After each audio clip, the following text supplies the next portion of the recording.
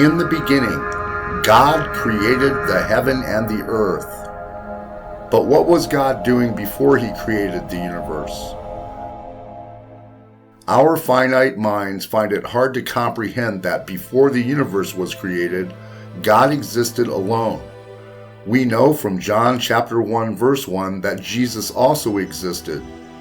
In the beginning was the Word, and the Word was with God, and the Word was God. The pre-incarnate Christ was intimately united with the Father so as to partake of his glory and to be appropriately called God.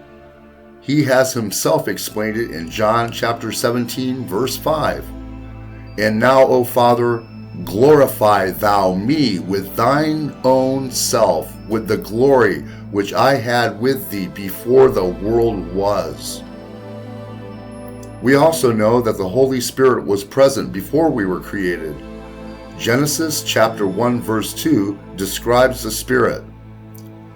And the earth was without form and void, and darkness was upon the face of the deep, and the Spirit of God moved upon the face of the waters. So, before time even existed, God existed in three persons: Father, Son, and Holy Spirit. The Trinity existed in perfect harmony and flawlessness, having all they needed in one another. David said in Psalms 16, verse 11, that joy and pleasures forevermore are in the presence of God. That means to be in the presence of God carries with it an overwhelming sense of joy, fulfillment, and pleasure. Before creation, God felt complete joy and fulfillment as he perfectly beheld and communed with himself.